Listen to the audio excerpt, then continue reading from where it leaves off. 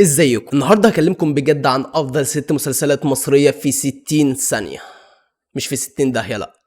وتقدر تشوف المسلسلات دي مع العيله، وهكلمكم عن المسلسلات دي من غير حرق، وكمان فكرتهم مختلفة وجامدين وبحبهم قوي. ما تنسوش تشتركوا في القناة وكومنت برأيكم عن المسلسلات دي. في المرتبة الأولى حكاية النضارة البيضاء. المسلسل ده بجد لمس قلبي عشان فيه شخصيات منافقة في حياتنا الحقيقية، وبجد محتاجين النضارة دي، بس بجد لو جبنا النضارة دي هتعمل ايرور من كتر الكذب. في المرتبة التانية البيت بيتي. مسلسل جامد قوي وخليط بين الرعب والكوميديا، بس طبعا رعب مش قوي. في المرتبة التالتة مسلسل ما وراء الطبيعة. مسلسل جامد قوي من انتاج نتفليكس. وفي المركز الرابع مسلسل بالطو، جامد وبسيط. في المركز الخامس مسلسل حالة خاصة. كنت عامل المسلسل دوت فيديو قبل دوت، كنت بحكي فيه عن شوية حاجات، يا ريت بس لو كده تروح تتفرجوا عليه ترجعوا لنا تاني. وفي المركز السادس مسلسل مكتوب عليا. خدوا المسلسلات دي مني ثقة ان هي تعجبكم قوي. ما تنسوش الاشتراك في القناة وكومنت برأيكم على المسلسلات دي، واشوفكم في فيديو جديد ومع السلامة.